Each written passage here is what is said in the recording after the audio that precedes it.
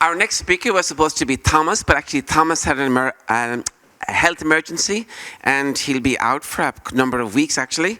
So I complained about this, and I got an upgrade to an even better speaker. Isn't it fantastic? So it's good. Always complain. You never know what you actually get. This speaker is Marc. So I asked Marc what he does in his free time. And Marc says he sings in a choir, as a number of things. So he won't sing today because he has a bit of a cold. He did ask for water, as you can see. The projects he's actually worked on was, you worked on the Schengen visa project. Is that correct? Yes? Yeah? Correct?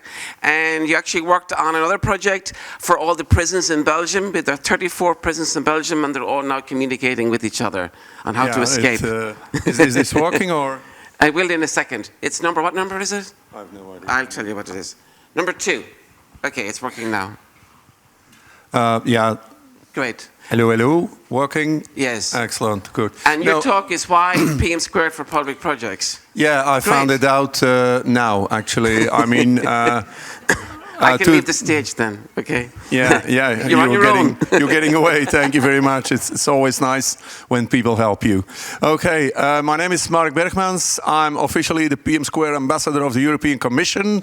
It's quite a lengthy title, so my business cards are also a bit lengthier than normal to do that.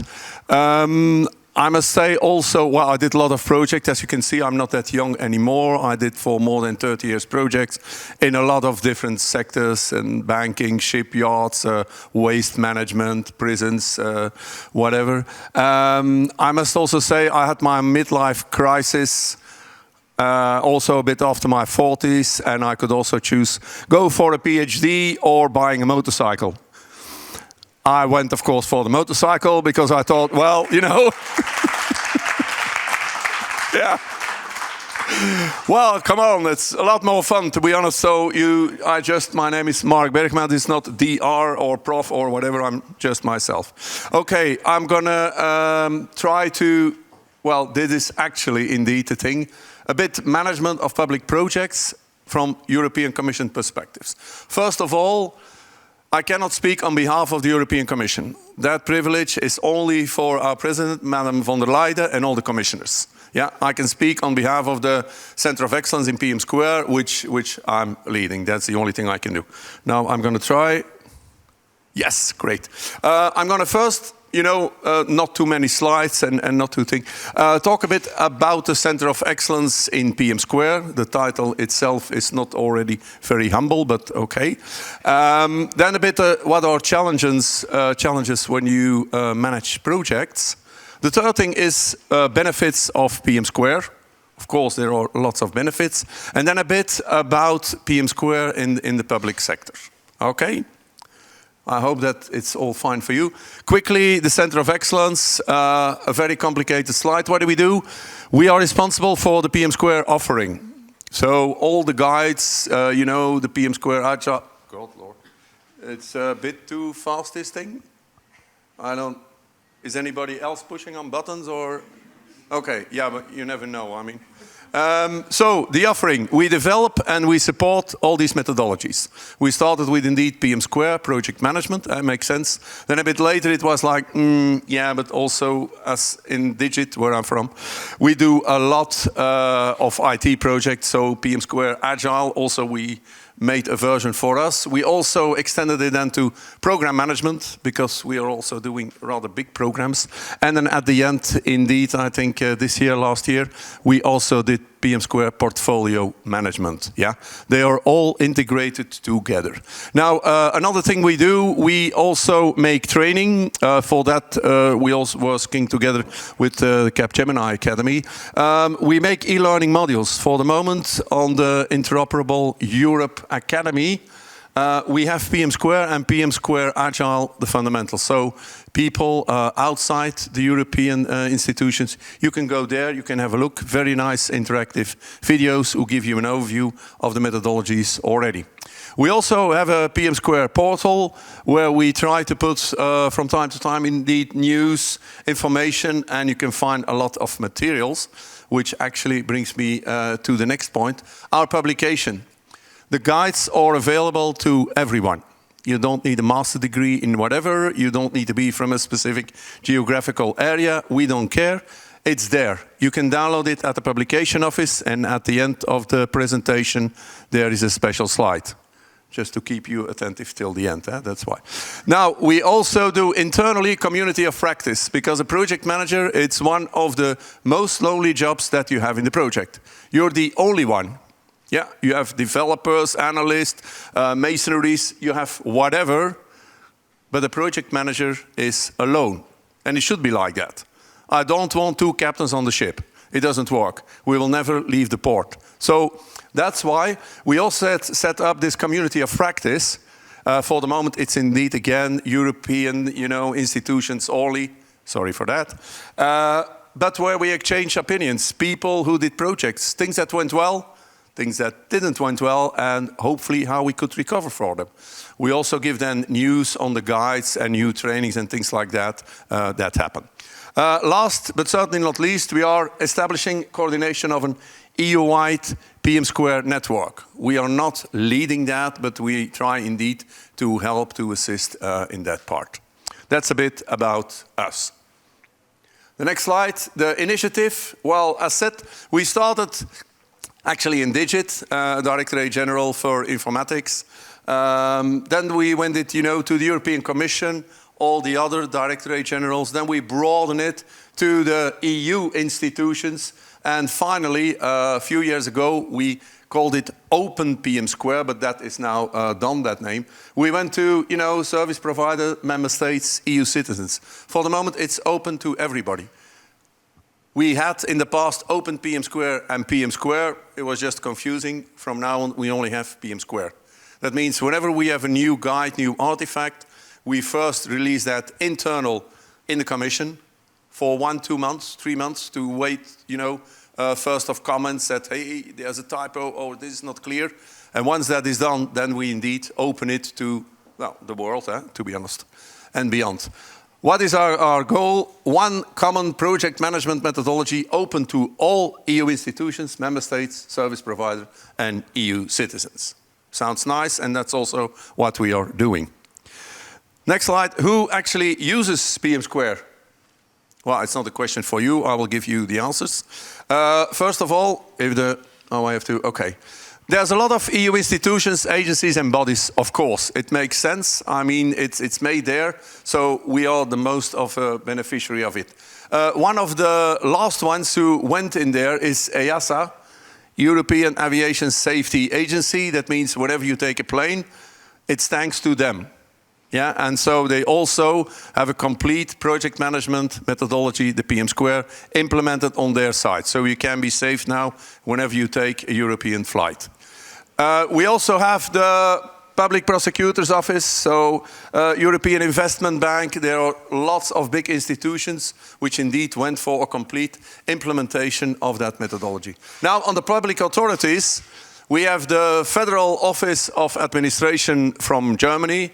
We are now working together with them, so they will also apply for that. And then, very, very important for us, Ministère des Armées, Liberté, Égalité et Fraternité, certainement avec Stéphane.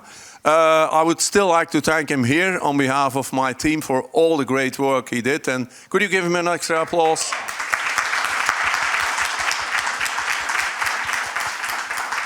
No, it's what he did with his team is a tremendous, tremendous work. Yeah, the translation is one thing, but also all the exams, all the tools. Because yesterday we had a chat.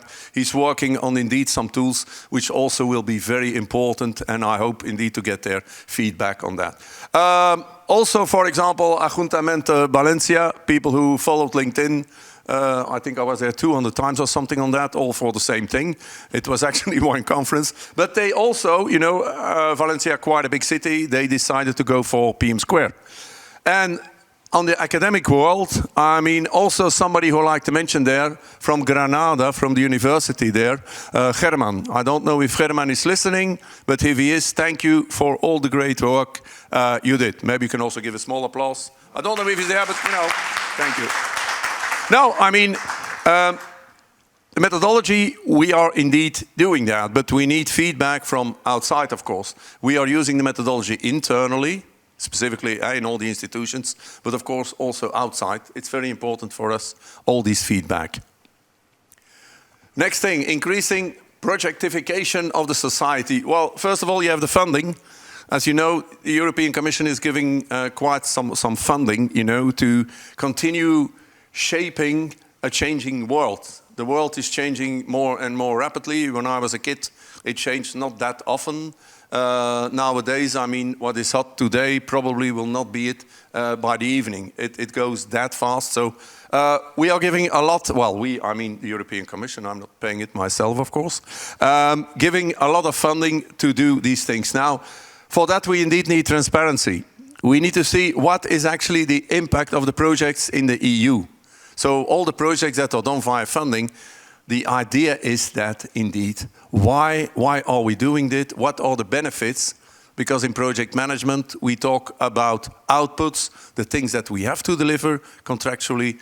We talk about, you know, talk about outcomes, meaning what can people finally do with all the stuff that we deliver, be it buildings or documents or IT systems, whatever.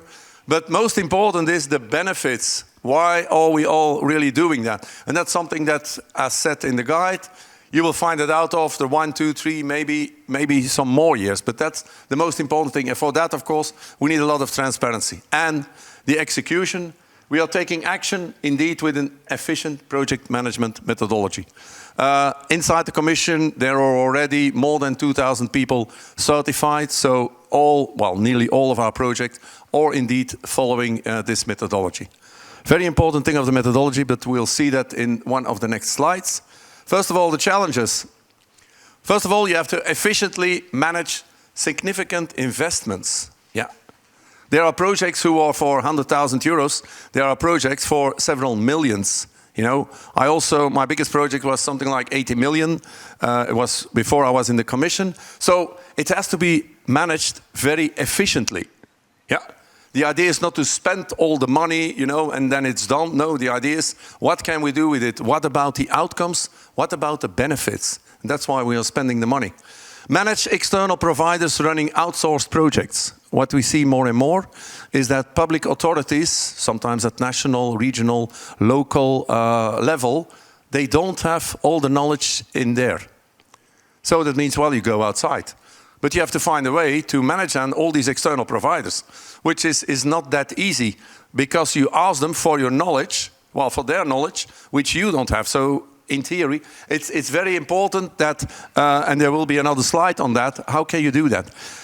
Effective collaboration between the different stakeholders. When I was, let's say, a junior project manager, I was very happy in my ivory tower. That was really great. Somebody came, here's a project. I said, thank you, I will do that. Nobody interfered with me. I will do the project. Here is the stuff. Shoved it over the wall, and that's it. Now, more and more, you have to collaborate with all the different stakeholders. So as a project manager, you have to think on all these things. This person wants A, this B, this group wants C. You know, it's never right, yeah? That's when you make an A4 paper with an idea of a new project, and you give it to 20 people, with a bit of luck, you only will get 20 comments on it. Yeah, most of the time it's a lot more. Now, another thing that we do, we work closely with member states and ensure that the grants deliver maximum value for Europe. With that, we can help with our methodology. Yeah, that if the member states indeed are working more and more with a standard project management methodology, the grants will deliver hopefully more value to Europe.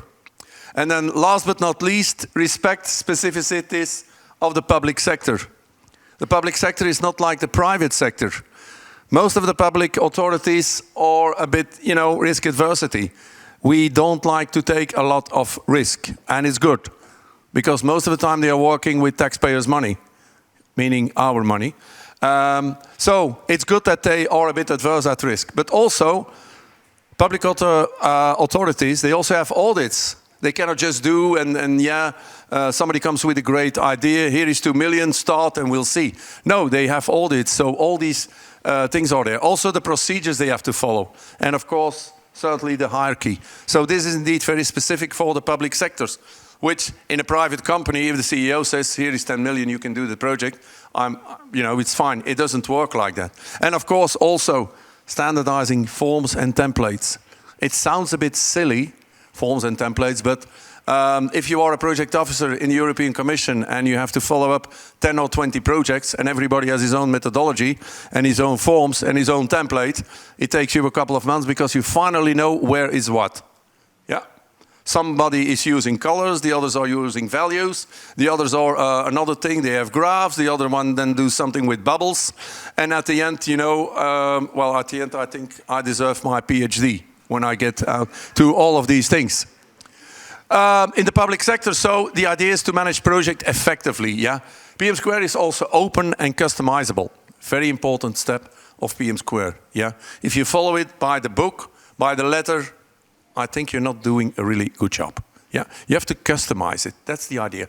We also encourage PM² promotion and reuse. That's, of course, my job as an ambassador. Wherever possible, I have to, as they say, spread the word, of the methodology. And it's also considered essential knowledge by the ESCO. That's European Skills Competencies. And I always forgot the last one. Yeah, I'm sorry. I'm not so good in acronyms. Why actually using PM²? What are the benefits? Well, first of all, it's open. It's available to download and you can use it immediately. I will give you, an example on that so you still are all awake. That's good. Let's continue. The next one, it's inclusive. It incorporates globally accepted best PM² practices. Yeah. So things that worked elsewhere, we also included it. Why not? Why do we need to reinvent every small detail? It doesn't make sense, Third thing, it's lean, and between brackets, not simplistic. Yeah, lean means actually it's easy to adopt. Yeah, you have two-level tailoring and that's it. We don't, and then you can roll out. We didn't write, books with 500, 700, whatever pages, which you think, oh my God, I will never get there. No, as Frank already said, it's a bit more than 100 pages, and that's our entire methodology. Not more, not less. Another thing is it's complete. We have a guide, and in the guide we say, well, you have to make a project charter, you have to make a risk log, blah, blah, blah. All our artifacts, you can download them from the internet, from our portal.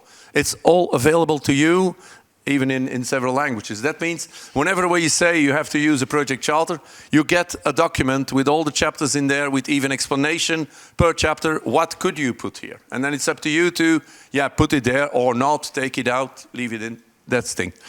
We also have wikis, and we have a pan-European community, which is indeed also sponsored by the European Commission.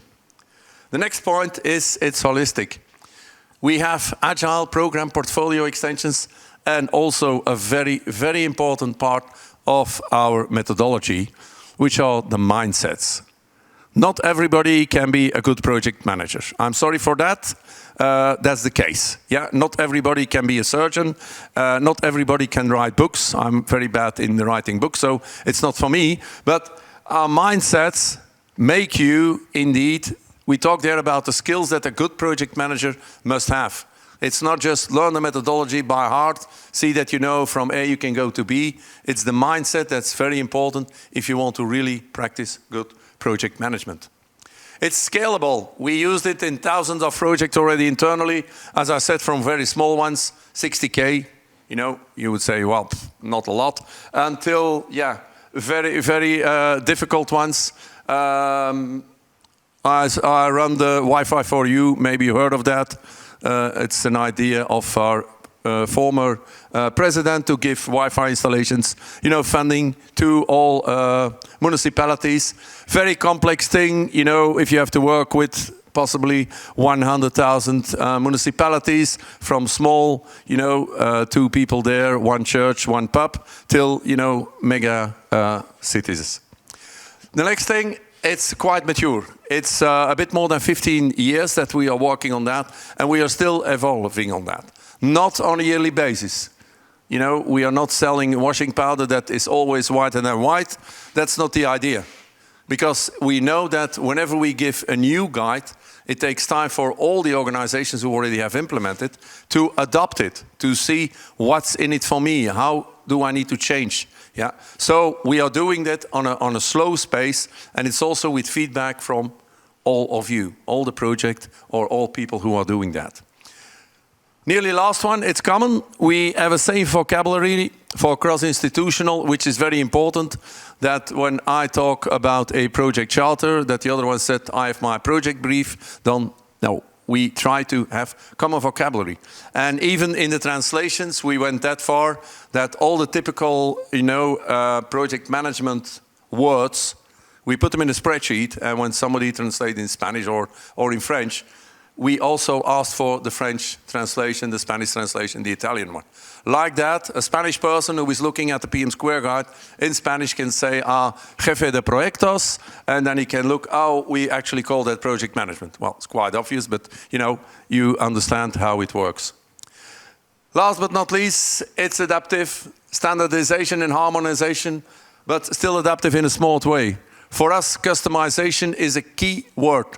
When I give training to project managers, I always say, look at the methodology, go through it. That's what we do in the training internally.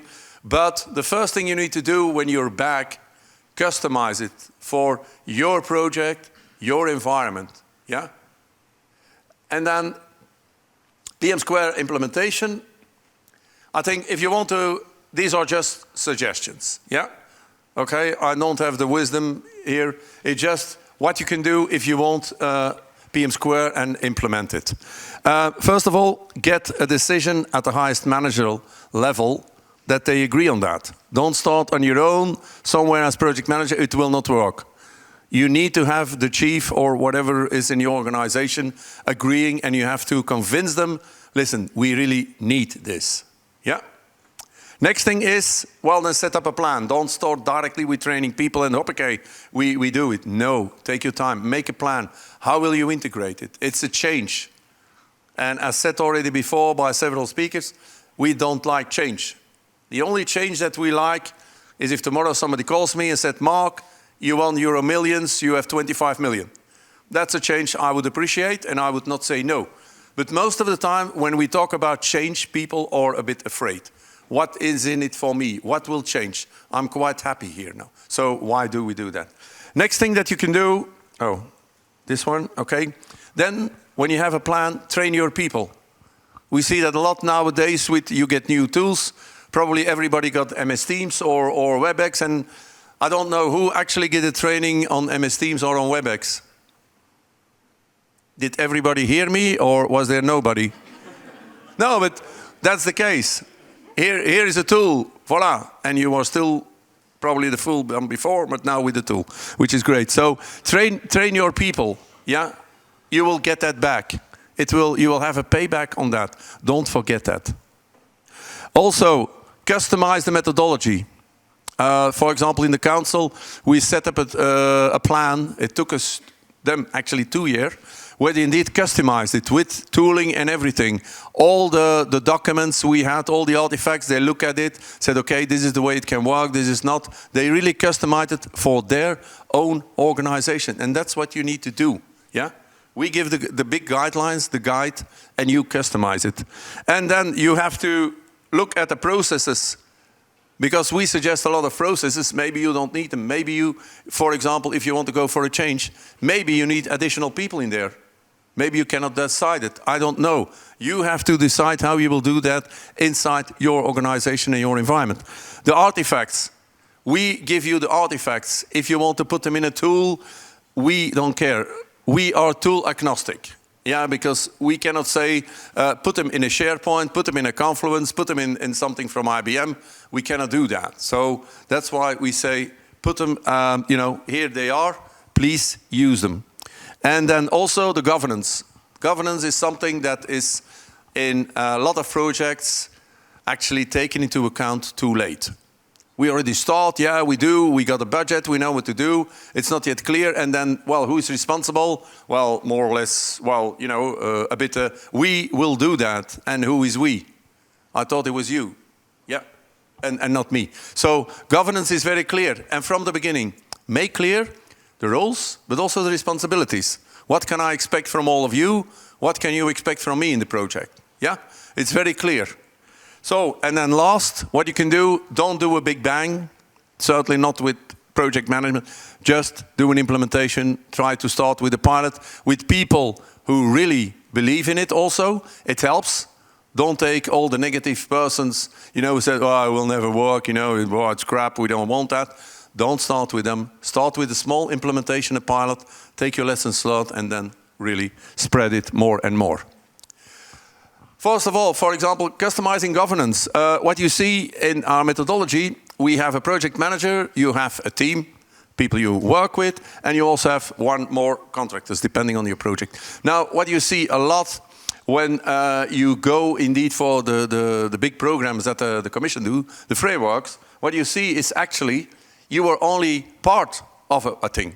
So you have, let's say, for example, a German ministry, you know, is doing a part of the project, and then here you have, let's say, an Italian city who is doing it, and then you have a Czech IT company and things like that. So this is all fine. You are doing a good job. You follow everything, but you are dependent on all the others. So also in that light, we are now more or less thinking of indeed, well, there needs to be for these type of projects a sort of a upper structure. You can call it program management. Maybe that's a bit over the top, but we are indeed thinking in that thing. So this is also feedback that we got from public authorities. Fine, hey, your guide is fine, but you know, a bit of this. What about time? Am I more or less, what do you mean? You give me a 5 or? Oh, I get a 10, I get a 10. Oh my God, jeez. Well, yeah, I mean, okay, next thing. Customizing, you know, of way of working. What you can do for that is we have a handbook, yeah, which you have to fill in. Very important, rules of communication. How do we communicate? With who? And what is the message? And of course, who will send the message? Yeah. And don't also think here on the we means nobody. Yeah. Another thing is escalation. Well, we'll say, yeah, but we're not going to start fighting. No, indeed, not yet. Yeah. So that means when you talk about escalation, do it up front before you start fighting. Yeah. Make clear agreements. How do you do? If there is a problem, how do you escalate? How do you go up? Things like that. But make it clear for people. Also, roles and responsibilities. That's also a very important thing in the beginning when you do your kickoff meeting with everybody. Explain clearly who is who. Yeah, that if you see each other later in the building that, oh, you're also working on my project. Yeah, right. Or, oh, maybe you're my business manager. Also, put it there, roles and responsibilities for the entire team. Everybody knows who is doing what. And then reviews. How are we going to review whatever we are making? If we have a document, do we have review cycles? Okay, maybe whenever we have a new version, you get 5 days, 2 weeks to put comments on that. Agree on all these things up front. The more you agree up front, the better it will work later. And then, of course, reporting. How are you going to do reporting? And not that, yes, I want a very complicated report, blah, blah, blah. No. When people say, I want a report, ask why. And what should be in there? You know the 5 whys. The people who have kids, they know that. Huh? You cannot get an ice cream. Why? Well, you know, it's not good for your health. Why? And when, at the end you say, here's the ice cream. Good. Yeah, I mean, come on. I mean, it's life. You have kids, huh? Oh, not yet. Oh, that's why you're laughing. Wait. It will come, it will come.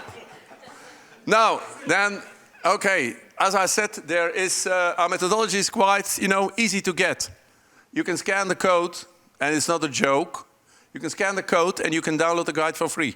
Ha-ha. You are a bit lazy, I must say. Okay, it's late in the afternoon. No. I first of all would like to thank you that I had the opportunity and that you all stayed here and I think most of you didn't fall asleep, so it's a good sign. I will go back to this one, and then indeed, this is really working, so feel free to download it for free. You can choose in 4 languages, we already have it. So, thank you very much.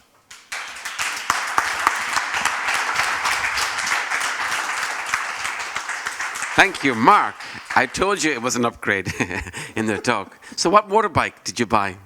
I had a Yamaha XVS 1300, a Midnight Star. Midnight Star, all right, a sort of a chopper, of course, you know, seeing my constitution. It's I didn't go on a sport bike. Any questions for Mark? Great, please. You press your button. Thanks. You presented PM² now. What is the future of PM²? Because background of my question, PM² changed to a principle-based standard. ISO moved from a process to a principle-based standard. Will PM² follow? We only follow what is coming from the feedback we get from everywhere. And for me, it's about, well, wording quite a lot. Okay? We are evolving, and there will be new version in, I don't know when, but, you know, in the next coming months, quarters, that is foreseen, where we do an upgrade. But all the things with, you know, teams and all this, yeah, I mean, good. For me, it makes things maybe a bit more complex, because this is what you used to do, how you do it, and now it's a bit different, and you have to adapt your entire organization to, you know, to this. If there's indeed benefits on it, we will indeed go for that, but we will do that slowly. Yeah. And it's not because we don't like to work hard, but change should come in slowly, and you have to give all the people which are now certified, which are using that, you know, in their project, not said, hey, we have again, we've seen the light again. It doesn't work like that, you know. We want also stability.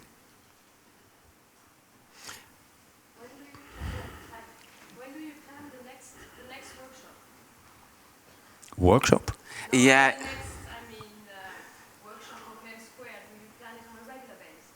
Do you mean trainings, you mean? Training? No, I mean workshop on the topic like we did today, or conference. Oh, okay, like a conference, yeah, a conference, okay. Oh, that's something for Yeah, that's actually for PM² GROUP, actually. So I'm going to say we'll announce that on the website.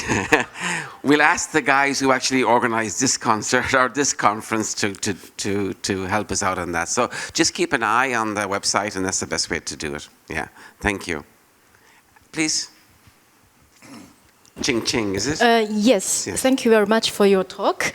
I like one slide, you have all the advantages for the PM², but I don't care PM² or PMP or Prince2 or SCOOM something, because for me it's like a dish. Some people prefer Chinese, some people prefer Italian. The mindset is something like a receipt, recette. It's something like that in French, receipt, yeah. So people use it to cook their project, is right. So for me, in my daily life, the most challenging thing is the communication. Because in Luxembourg, we work with people from different nationalities, different culture. And in the country, people practice 3 languages fluently. So we have to switch between these 3 languages in everyday project management. And it's very difficult because they are coming from different culture, different thinking mind. And sometimes for me, I tried my best to communicate with them, but they don't understand. They don't understand. Sometimes it's the language barrier, sometimes it's the culture barrier. So from the PM² angle, what is your suggestion for the communication improvement for project manager?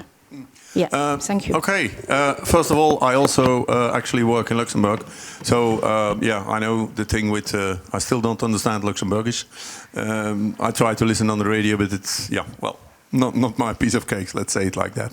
I know I've worked in a lot of projects with different cultures and whatever, you know. Asian, African, North, South America, everywhere. One of my best senior analysts, by the way, was a Chinese woman. She was really great, but there was one thing, the number 4, I couldn't use that. Yeah. And you know why? Well, I didn't, but these are small things. Now, for me, the thing about what you say is the mindset of a project manager. That's the most important thing. If you have the mindsets, and I think we have 10 or 12, I don't learn things by heart. I mean, okay, my memory doesn't follow it anymore, that's why. But it's very important that you have the right mindset to indeed deal with all these cultural differences and you know, for example, when you have a Dutch person, I'm not looking at anybody specific, but they are very direct. Yeah.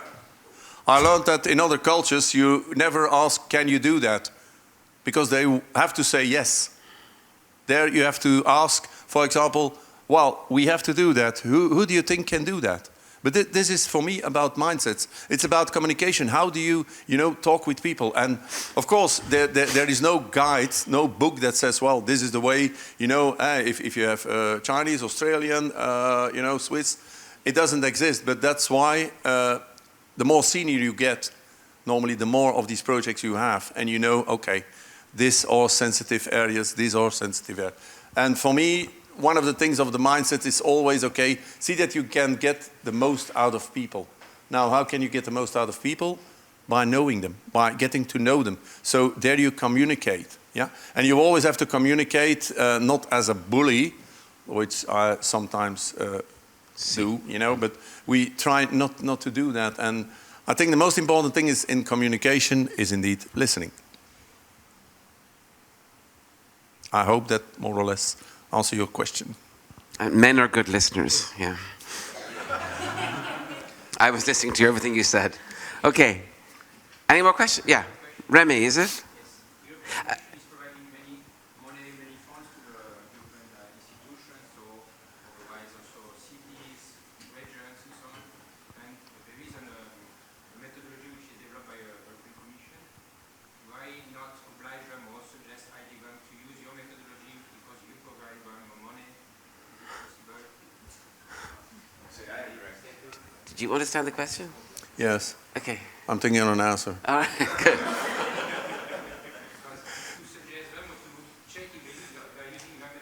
Yeah. No, I understand you, and it's a nice thought. But I think as you know, as Commission, we have to watch out with what we, you know, ask to people. You have to do that. Yeah. Whenever I think that word is said, you must do that, and you know, you have already people. Oh, yeah, you know. No, we try indeed to limit that. We give the opportunity. Here is a methodology. It's free. It's open. Customize it. You can use it as you want to. If you don't want to use it, okay, fine. I mean, I don't think that it's good to make it, you know, say, well, volunteer. What we can do, and what we also can. Oh, I'm going down. I only have 2. Damn. I'll do a dance or a joke or whatever you want. I mean, yeah. Why is he the only one who is giving points, by the way? He's the most important person in the audience. People. His name is Nick. Oh, okay. Most important guy. He's very direct. What we're trying to do now is indeed to say to contractors that they indeed have to follow, you know, our methodology. Yeah, and also preferably use as much as possible the artifacts, so that it's also for us when reviewing all the reports, it's becoming easier. But it's a slow thing. You know, it's like a big container ship. You cannot just, oh yeah, 108, and we do. No, we have to think carefully when we do it, how we do it, you know, so that everybody indeed can follow. Yeah. Was that an answer to your question? Okay, thank you. Great. Is that it? Any more questions? Hurry up, because otherwise I get a 0. Yeah, use the microphone because we have 500,000 people listening online. Does it work? I over-exaggerate a little bit, of course. Over. Okay, so it's not a very interesting question, but so you mentioned... Next one. Yeah, I mean... Oh, it's more in-depth. So I was wondering, yeah, I didn't expect it, but I was wondering, you mentioned respect the hierarchy. Do you then mean that you should always start top-down? No, as I said... when you want to implement the PM Square, it's good that you have your managerial support. If your hierarchy, you know, is not interested in doing that, you can do it. But it will not be as easy as you know, if your management is indeed behind you. There's a golden rule when you do change management, and the first one is the chief has spoken. That means that the one on top say, hey, we are going to do a change, these are the reasons, this is the plan, this is how we go. And then of course it's, you know, the rest of the people who will do it. But if the chief has spoken, it makes indeed more impression than if I'm going to say, you know, yeah, from now on we're going to do all this. Then they will say, yeah, thank you, bye. Yeah, but that's why. And may I ask, do you think that's particularly with public projects, or that's in general, or like strongly with public projects? Well, because I feel sometimes it's easier to kind of get a mass going and then move it bottom up, because management has a lot of priorities and they cannot always focus. But when you can get a critical mass, like stakeholder management, and get them around them going, then you can convince management as well. Well, for me it can go both ways. Huh? But I mean, as long as your management is not really behind, let's say, a methodology or doesn't see the need, that's also why I think it's important, why we also have, for example, very short trainings for business managers, but also for, you know, our management. Okay, not for, let's say, Madame von der Leyen, where Laurent did the project with. So she probably knows now PM Square, I think. But it's important that they have an idea what is actually a project. And not that they can bump in your office and say, by the way, what we agreed yesterday, we're going to do it completely differently because yesterday I read a newspaper and this was interesting. Do it. Yeah. You can say, ah, great. We actually have a change management, you know. So good. Can you write down what you mean a bit? Like, oh, wow. Yeah. But of course, you have to first explain that to them, how it works, how the game actually works. And then they can indeed follow it and say, yeah, that's right. We agreed to do this in this timing, resources, everything. So I cannot just, you know, it's not a play garden, eh? Or a kindergarten. Yeah. Thanks. Very interesting, but also entertaining talk. Thank you. I enjoyed. Thank you, Marc. A big applause for Marc, please. Thank you. Thank you. You're dismissed. Thank you. So, there are two takeaways from today. One is that you will know what PM Squared is, and two, you will know what the PM Squared group is. So, PM Squared is a project management methodology created by the European Union, and it's for public projects. Okay, that's the first question. And the second question, if you ask us, what is the PM Squared group? Well, they're there to facilitate the implementation of PM Squared in public and private projects on behalf of the European Commission. That's it. That's all you have to remember for the whole day. And now it's time for some drinks. So you can, hopefully some of you can hang around and maybe watch the football on your phones or something like that. I think the score is still 0-0, is it? We're doing good, which is a pity. Before, just to say thanks to two or three people. Great, okay, thank you. I will do some commentary, actually. Someone's got the ball. So, I just want to say thanks to Cronus, first of all, because they they sponsored this event. So a big thanks to Cronus and thanks to the umbrella. Cronus, thank you. They're also paying for the drinks, so I will make use of that, of course. Since I'm Irish, free alcohol always works well with me. And also to the other training companies that actually helped out a lot, QRP and Capgemini here as well. Thank you guys for being involved. Now, because I'm on stage all the time, you probably think I organized this whole event, okay? You can think that. I did nothing. Absolutely nothing. So, there were two people who actually did all of the work on this. There's Alexander and Laurent. Laurent, can you stand up, please? And Alexander is in the room directing me of what to say. So thank you. Thank you to everybody here. It's been a good day. I've definitely enjoyed it. I hope you have too. Thanks for also the comments on LinkedIn, on the posts. And did I leave anything out before I go off stage? No, nothing left out. No, I'm looking at my monitor over here. No, I got everything. Okay, thanks a lot. Have a great evening and enjoy the rest of the game. Bye-bye.